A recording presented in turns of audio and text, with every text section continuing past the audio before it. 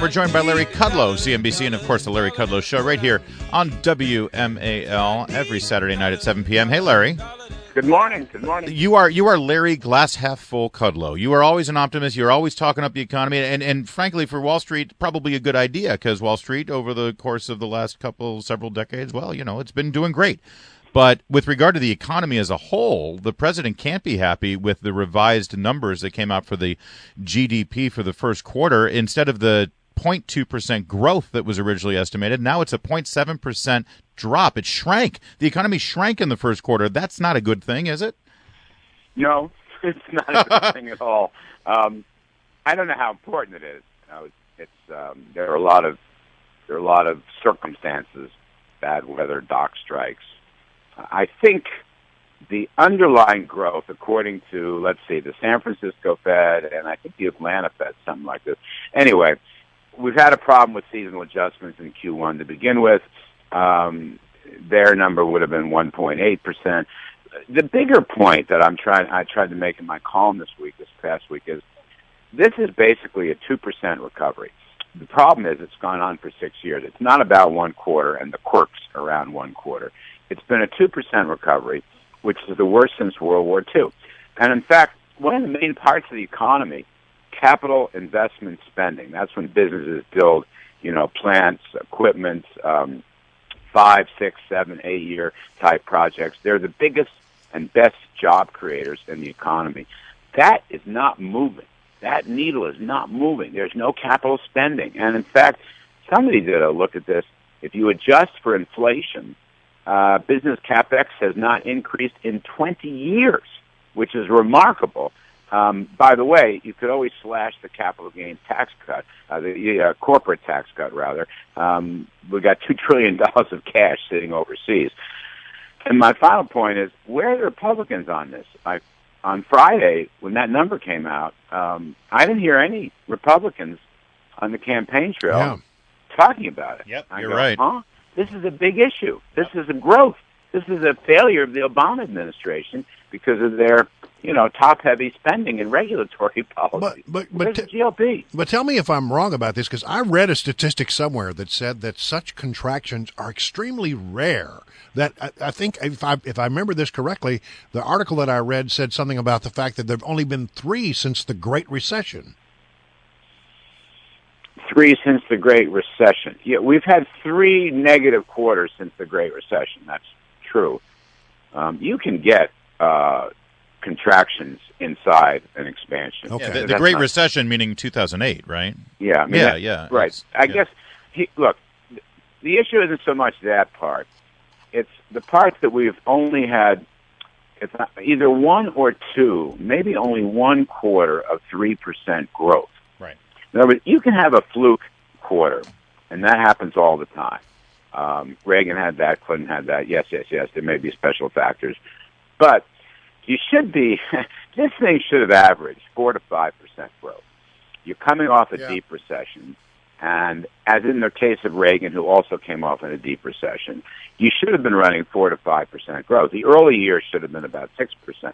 See, that's what we haven't had. We never had the big bang rebound. Yeah. And that's what's lacking in this whole story. And again, I'm kind of shocked that the Republicans aren't jumping on this because this is clearly a policy issue. And if you look, I just saw a poll, the Iowa poll is out, the latest Iowa poll. People are not interested in social issues. They're interested in bread and butter, jobs, the economy, employment, et cetera, et cetera. GOP needs plans to deregulate. They need plans for across-the-board tax cuts.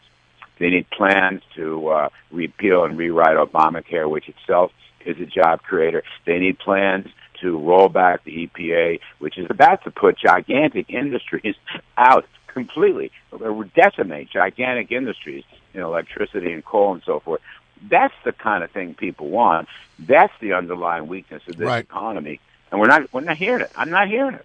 All right, so Martin OMalley makes his announcement, and it seems like almost immediately he started attacking, the fat cats. That kind of language again about them that have and them that do not have, and race and not race, but politics that goes into the issue of who's got and who doesn't have. Yes, he's running as a left winger, sort of Elizabeth Warren light, I guess he's being called.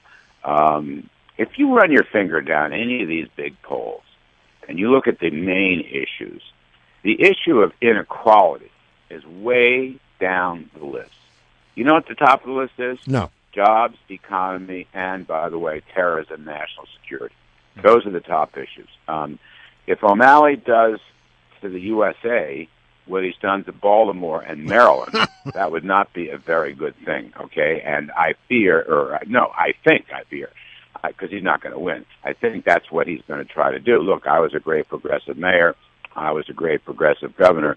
And then somebody's got to say, yeah, really? Well, what happened to Baltimore? What happened to Maryland? How come people are moving out? How come your taxes are so high? And again, where's the GOP? How come your lieutenant governor couldn't get elected? See, but the politics of this, Larry Kudlow, are very interesting because now you got Bernie Sanders, who's a self-proclaimed socialist. He's getting big crowds out there in the Midwest. You've got Martin O'Malley now. The media, or many members of the media, seem to be giving him some level of serious consideration. Will Hillary Clinton stand fast on Clinton economic style rhetoric, which is not quite as left wing as you're seeing from Sanders or O'Malley, or will she be forced to that wing of the party? She's not that far from O'Malley, right? Well, she personally isn't, but she's been trying. This time, she's trying to run as Bill Clinton in a pantsuit. I don't see that. No, I with all due respect, I don't hear her. I mean, Bill Clinton was a pro-growth tax reformer working with Newt Gingrich. He was a welfare reformer. He was a spending cutter. He was a free trade guy. I mean, I give Clinton all the credit in the world for the North American Free Trade Agreement. Hillary won't even take a position on this. So I don't agree with you at all. I think she's shading very far to the left. She's always been to the left. You think she's going to embrace that? Well, I guess I'm informed by the last speech she gave where she talked about the great economy under Bill Clinton and saying, sure. She wants absolutely. The only trouble is her policies are different. Yeah, she'd love to run on that history, but her policies are very left. I mean, the whole Democratic Party, look, this is not your father's Democratic Party. This is not the Bill Clinton Democratic Party. This is a party that's moved way to the left in the last 20 years, way to the left. Yeah. And it's completely run by left-leaning unions right now and left-leaning environmentalists right now. And I might add, Bill Clinton really was, I won't say he was anti-union, but he never gave the unions what they wanted. So, no, I think she's completely different. I think that O'Malley becomes a kind of empty vessel that might fill up just because Democratic voters want to register disapproval of Hillary. I think that's O'Malley's biggest calling card, not his policy, but the fact that they want to register disapproval with Hillary for a variety of reasons. All these shenanigans going on, plus the fact she won't talk to the press, plus the fact that she doesn't seem to have the energy. So that's probably his biggest value. Elizabeth Warren is not going to run. I'm reading the papers; they're disbanding all these early groups that sprung up for her. Does the Democratic Party not have, heavyweight governor or senator that is more mainstream that can run against Hillary? Is that possible? The Republicans got 20 candidates. Our group, the Committee to Unleash Prosperity, we're having Lindsey Graham up here for dinner this week. We're having Ted Cruz. We're having Bobby Jindal. Right. You got all these Republicans. We had Scott Walker. We had Rick Perry. Where are the Democrats? It's unbelievable. All right. Well, we're going to have to leave it right there. Larry Kudlow, thank you so much. My great pleasure. Thank you. Talk to you later.